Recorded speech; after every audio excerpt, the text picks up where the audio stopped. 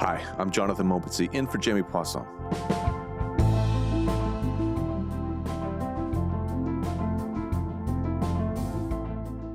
So, the Super Bowl's on Sunday, and today we're talking about the absolute explosion of sports betting with Danny Funt, contributor to the Washington Post and author of the new book called Everybody Loses.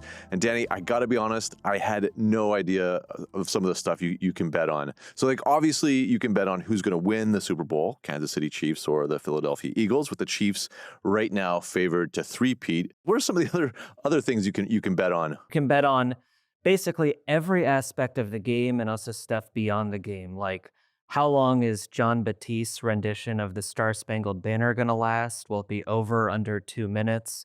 What color Gatorade will be dumped on the winning head coach? What song Kendrick Lamar will open the halftime show with? You wouldn't believe how obscure some of this stuff gets. It's basically every possible thing you're watching on TV, they want to turn into a betting opportunity. All right, Danny, let's figure out how we got here. You know, the recent poll came out showing that nearly half of people watching the big game in Ontario will also be betting on an outcome. Paint a picture for us if you can. How does the NFL's biggest night illustrate just how much sports betting has grown over the last few years? You know, I used to find it interesting when I was talking to people like this to say, this is going to be the most money ever wagered legally on a Super Bowl in history.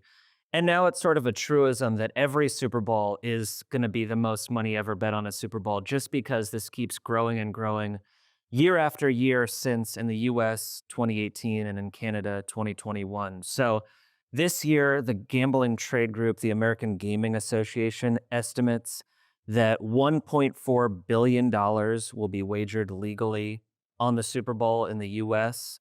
The illegal betting, is a whole other story. You could definitely tack on a couple more billion to that. But yeah, it's so extraordinary how quickly things have changed. This game's going to be played in New Orleans, where the Super Bowl was in 2013. So just barely a decade ago, the NFL was so adamantly anti-gambling that it prohibited any of its employees from even stepping foot into a casino in Louisiana if they were there for the Super Bowl. Now, the stadium where the game is played has been rebranded Caesars Superdome, literally the name of a gambling company. So that just shows you how night and day the Super Bowl is, and really the entire sports landscape ever since this explosion of legal betting. And so that explosion happens after this Supreme Court decision in 2018. The High Court ruled 6-3 that states could not be forced to regulate sports betting at the same time they were barred from legalizing it. Nevada was the only state that could offer a full slate of sports wagering options under the 1992 federal ban. How quickly did the industry build out following that decision? A matter of weeks, but really behind the scenes, they had been laying the groundwork for years to be prepared. If that decision went in their favor, they could burst out through the floodgates as quickly as possible, just because there was so much enthusiasm and also so much unknown that potentially you could take advantage of if you're trying to influence how laws are going to be written. So immediately New Jersey, which brought that case, started taking bets at first at casinos and racetracks, and then quickly online as well. Several other states had passed laws that said if the Supreme Court rules this way, we'll immediately legalize it. So Delaware, West Virginia, Pennsylvania, quickly behind New Jersey, then a whole host of other states. There's this ripple effect that happens when a state or a province sees its neighbor has legalized betting. They see all the money that they're bringing in through taxes and say, gee, we're really missing out if we don't get on board as well. So there's still a few big states, California and Texas most notably, that have yet to legalize. But there's other ways you can effectively bet on sports without doing it in these traditional legal avenues. So basically, wherever you are in the US or Canada, you can risk money on football and a lot of other sports in one way or another.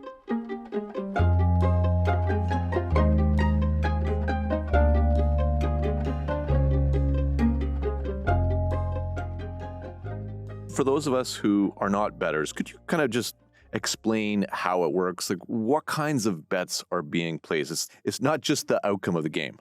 Not at all. Traditionally for decades, that was the lion's share of revenue was betting simply who's going to win the game or who's going to cover the spread, which is a certain number of points that bookmakers spot the underdog to make the matchup seem even.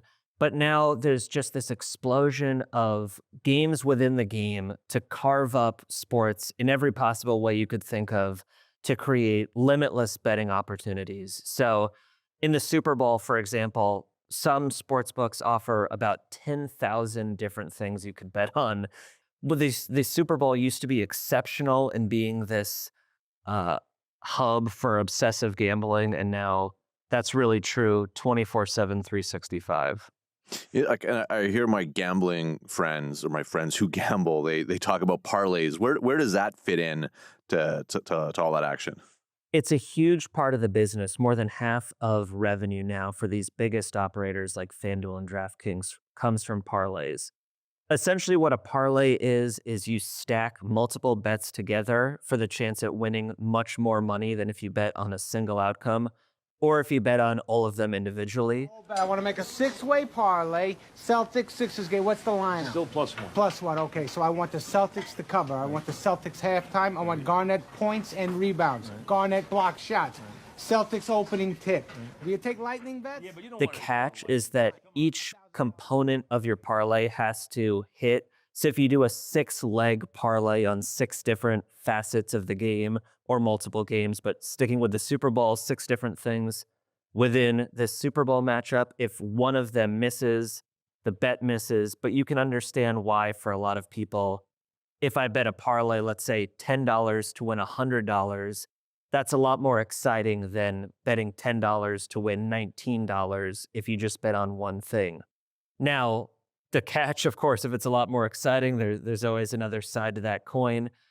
Sportsbooks profit a lot more from parlay betting. So they've created this very exciting lottery-like game with parlays, but their revenue percentage is much, much higher through parlays than through traditional types of betting, like who's going to win or lose.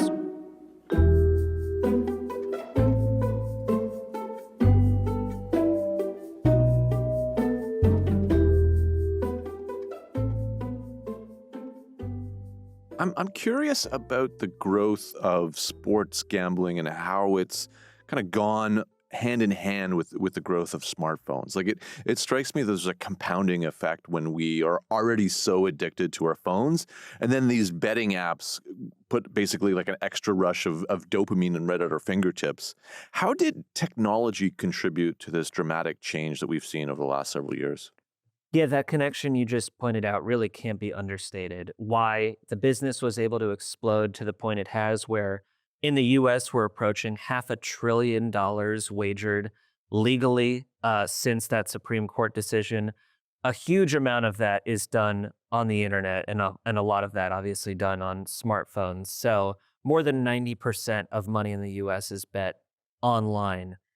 You can imagine, if it's hard enough to look away from your phone when you're watching a game, now you have this ultra addictive product that's so integrated on your phone. It's so seamless in the ways that you can deposit money with one tap or one swipe and bet with just a couple more taps. It's as user-friendly as possible. There's also now a lot of ways to bet on things during games. So it used to be that you'd place your bet and then you'd bite your fingernails while you're watching the game. Now they want you to bet and bet and bet throughout the game. That's a huge growth area within the gambling business, especially when we think about young people, which are in many ways the target demographic, men 18 to 34. So many young people have a hard time putting down their phones, and you can imagine why for them gambling is really irresistible nowadays. Like you've been mentioning, these sport book apps are big business. Just looking at Penn Entertainment, for example, this company, started with racetracks, expanded to casinos, bought and sold Barstool Sports, and now runs ESPN Bet and Canadian sports betting firm The Score. And that's like just one example. Can you describe what the integration looks like between sports books and the wider entertainment industry? It's been a huge part of why this has exploded so quickly, and I think why gambling has been so normalized recently. It's not ancient history when sports media wouldn't touch gambling. It was taboo to even reference the odds during a broadcast. Al Michaels, the football announcer, famously had ways of sort of winking at, that last second field goal is going to cost someone. And that's going to end the game. And you know why I'm laughing, don't you? Yeah. Of course you do. There are some people happy, some not so happy. Right, and there are some going, I can't believe what just happened. To me. To me. Or for me. We hear it, folks.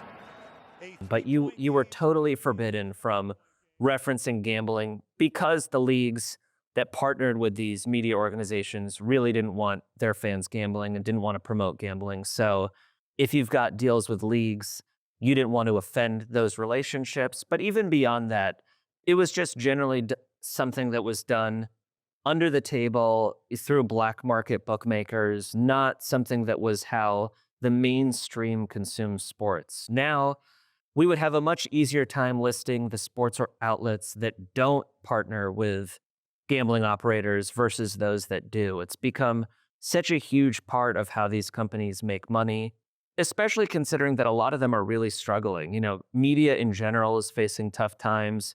Sports media in particular has seen huge layoffs in recent years. So you could imagine it's hard to sort of stick to some sort of moral principle of we're not going to get in bed with gambling operators or we're not going to encourage our audience to take up gambling. It's hard to have that kind of backbone when you're desperately trying to stay afloat. So billions and billions of dollars have flooded media. And as a result, not only is it impossible to escape gambling ads when you're watching a game, but if you're listening to your favorite podcast, reading your favorite magazine, listening to your favorite radio program, you're going to be inundated with these ads. Right. And there's at the same time, there's this kind of non-mainstream media marketing blitz. I'm thinking in particular of the company Stake, which Drake has promoted on his Instagram account with this kind of weird sort of motivational video that links his wealth to never giving up on gambling. I rarely celebrate anything. Just for anyone watching this that's wondering how this happened, it's being so unsure how you're getting it done that you just kind of keep going in the hopes of figuring out the formula. What's significant about the demographic that's being targeted here? For a while, I was reluctant to compare what's happening with sports betting to what happened in the last century with tobacco and the way that industry preyed on people and used exploitative marketing. And I think that if you were to make that argument, the strongest example is those sorts of deals with celebrities, with TV shows, with media organizations. If you look at TV in the 1940s and 50s, so many programs were brought to you by cigarette companies. And the effect was it seemed normal, it seemed harmless, it seemed like something that young people could do without much risk. We know that the damage that caused, and it's hard not to see that parallel with sports betting, where you've got LeBron James promoting DraftKings. I'm loving this live betting on DraftKings. So many options during the game, it feels like I'm calling the plays. You've got A-list actors like Kevin Hart and Jamie Foxx promoting other companies. At BetMGM, everyone gets a welcome offer. So whether you're courtside trying to hit the over or up here trying to hit the under. Drake so enthusiastically, I'd say conspicuously enthusiastically promoting Stake. All we need is 17 here. Make it nice and easy. 17. Oh my God! Wait, 539? No way. So the way that all of these influential people are trying to make this seem normal, harmless, and wholesome, I do think has a dramatic cultural impact. And when regulators and lawmakers look at what could be done to rein this in, I think that sort of advertising will definitely be in their crosshairs in the near future.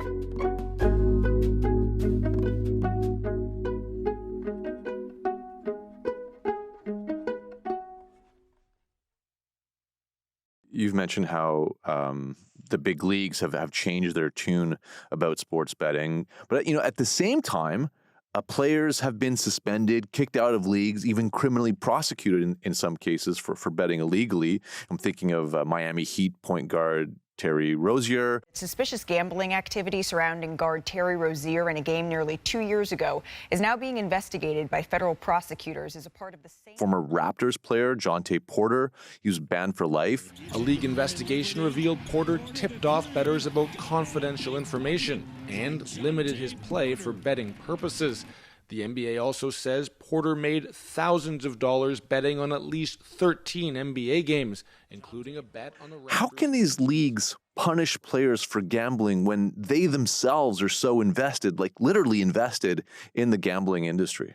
Yeah, you know, to some extent, I don't think it's quite as hypocritical as it can seem. You know, they might have deals with beer companies, but you wouldn't want players, you know, playing inebriated. So at the same time, so often when players like the ones you mentioned, or Calvin Ridley in the NFL, a star up-and-coming receiver who was suspended for a year when he was caught gambling. The league reports he gambled on games over a 5-day stretch last November. At the time, Ridley was on the non-football injury list, dealing with mental health issues, so he wasn't playing. The NFL so often when they're explaining what was going through their heads to make what seems like such a dumb and short-sighted decision, they say, well, I saw ads constantly in our games. I saw ads in our stadiums.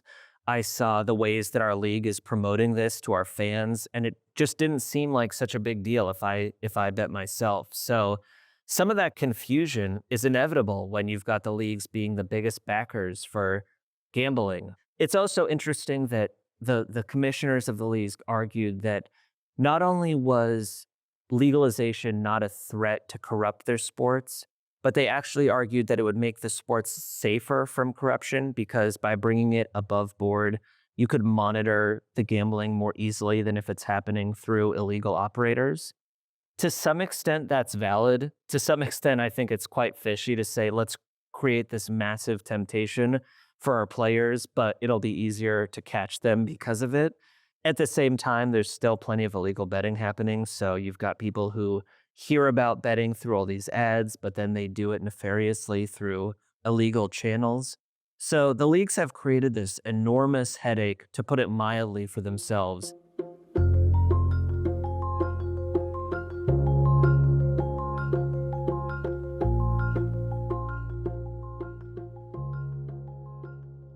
I want to talk a bit about how betting has altered the behavior of fans. NBA players from Clippers veteran PJ Tucker. It's getting outrageous. It's getting kind of crazy. And even in the arenas, hearing fans yell at guys about their bets, it's unreal. So it's something that... To Pacers point guard Tyrese Halliburton have talked about the increase in fans sitting courtside at games, yelling at players on the court, or sending them DMs about how they've cost them money. I mean, that's what, I mean, if I were to look at my mentions right now, I'm sure the majority of them are about me fucking up somebody's parlay. I mean, LeBron. More than likely, you know, if I have a good game, it's just like, yeah, you're supposed to. If you have a bad game, it's like, why'd you fuck up my parlay? It's like, I'm sorry, John. You got to remember, and you don't know. And you've reported on hecklers on the golf course at the U.S. Open of all places. How has sports betting changed how we the spectators watch sports? Yeah, I found that so striking. I was at Pinehurst this past year for the U.S. Open golf tournament. I was following the leader and eventual champion, Bryson DeChambeau. And you'd think Pinehurst, this iconic golf course, the U.S. Open, one of the most iconic events in the sport, is going to be, you know, the height of decorum and discretion among the fans. And yet Bryson is about to tee off and someone yells, "Hey, Bryson, I bet on you to score over a certain number today." Basically, I bet on you to fail. Trying to get in his head, trying to screw him up. Some people argue that, as I said earlier, this has really always been happening. We've just legalized it to install consumer protections to generate tax revenue from it. But we're not actually growing the amount of gambling that's happening. I don't think it betrays my neutrality as a reporter to say I think that's nonsense. Just because of the examples you gave, the players say, this is so stark. Sure, I used to occasionally hear about fans betting on me. Now it's all I hear about. Not only while I'm playing and I hear hecklers in the stands, when I go back to the team hotel, there have been instances of disgruntled gamblers stalking players, you know, threatening them, literally saying, "Hey, you cost me money, you owe me," finding them at their homes. certainly harassing them incessantly on social media with some extraordinarily brutal harassment. Also, when we talk about the harassment and the threats college athletes face, that's a whole different story, and you can imagine how unpleasant that can get. So this is really, again, a night and day difference from just 6 or 7 years ago when this was largely illegal. This is one of the biggest consequences that the leagues have had to own up to, and is this really the trade-off that we're willing to make? Is something that they're still trying to convince not just the fans but their own employees that it's worth it in the long run. We were just talking about these ads for sports gaming apps and sports gaming websites, and how they paint a picture of wealth that can be supposedly attainable from gambling. But is this the reality? Like, you've reported that some U.S. sportsbook operators actually restrict winning customers. How are they doing that? Right. So to your point, it's overwhelmingly difficult to make money on betting on sports in the long term. Less than 1 in 100 sports bettors is going to be profitable over the long haul. And yet, because it seems like sports is something where you can outsmart the bookmaker, you can't outsmart a slot machine, you can't outsmart a roulette wheel. But a lot of sports fans think they know better than everyone else, at least about their favorite sport or their favorite team. So they think, aha, if I put in enough effort, if I look at, my phone day and night to find the best odds, I can outfox these odd makers and make money. It's brutally difficult, even for people who try to do this professionally. It's an extremely tough way to make money. That being said, even if you are talented and disciplined and rigorous enough to make money in the long haul, almost immediately these sports books will identify that and refuse your business. Sometimes they can't literally say, we're not going to take your bet, but they can limit how much you can wager. So I've seen bettors who aren't allowed to bet more than literally a penny on certain games because they've been identified as a winning bettor. Some states are looking at whether that's something they want to regulate, but for now, that's totally within the right of these sports books, and they're ruthless in the way that they cut down anyone who's not going to be long-term profitable for them.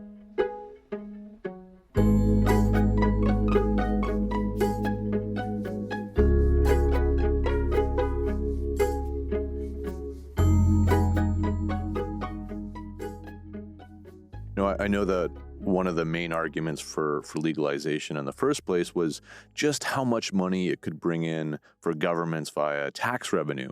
So has that windfall materialized? Some places, yes. Some places, definitely no. On the whole, I think voters would be surprised to see how puny that money is compared to the big picture. So this money, it's more politically convenient than raising income taxes or raising corporate tax rates, but it's pretty trivial in the big picture. If you look at a state like Colorado, their annual budget is $40 billion. And in the 5 or so years that sports betting has been legal, that's generated about $100 million for the state. So let's say $20 million a year.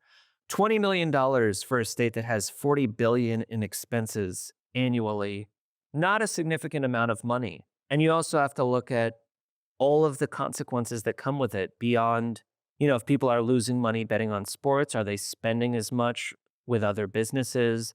Is their credit as healthy as it would otherwise be? Are their savings as responsible as it otherwise would be? Are there health consequences? I'm putting this hypothetically, but the answer is yes. There are health consequences that come with more expansive gambling. Sometimes the state has to shoulder those burdens. So I think we ought to look holistically and see, sure, we've generated $7.5 billion in tax revenue, but on the whole, are we making as much as we're losing by unleashing sports betting to this extent? Yeah, I mean, let's talk about those trade-offs for a second. Like you mentioned some of the social effects. It's been reported that online sports betting increases the odds of household bankruptcy by 25 to 30%. It also increases debt delinquency, and several studies have linked sports betting to a number of social and public health issues, including intimate partner violence. How deep do these problems go? We're really in the early innings of grasping the scope of the consequence of making gambling this mainstream. But you only have to look to other countries that have had illegal online gambling for a lot longer than the US and Canada to foreshadow where we might be heading. So I think the UK is a pretty useful analogy. Brits lose about £5.5 billion every year gambling online. One study found that reduces economic activity annually by £1.3 billion. The British government has found that gambling-related health harms cost the country at least £1 billion annually, and likely much more than that. So again, yes, they're generating tax revenue just like the US and Canada are generating tax revenue, but they're beginning to see the bigger picture and how the weights and measures can be a lot more skewed than it seems on paper. So, Danny, where does the industry go from here? Is there any prospect to your mind that adding guardrails is something we can expect to see in the near future? Yes, absolutely. And even still, I don't think there are many states or places that are going to say we legalized it, it was a mistake, we're now going to outlaw it. But I also think that is reductive and really misses the point that there's this huge middle ground of regulations and consumer protections within legalizing something and banning it.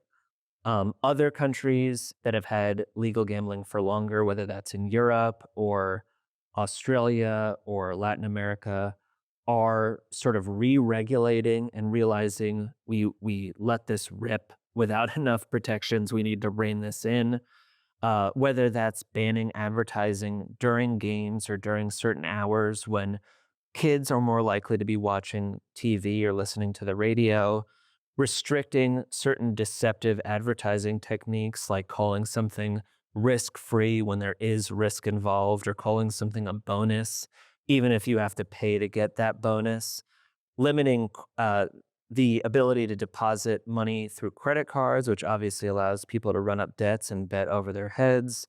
Those sorts of reforms are being kicked around in Congress and in other legislative bodies, and I do think it's only a matter of time before some of that re-regulation is implemented in the US and Canada. Danny Funt, thanks so much for your eye-opening reporting on this, and thanks for coming on the show. My pleasure. Thank you for having me.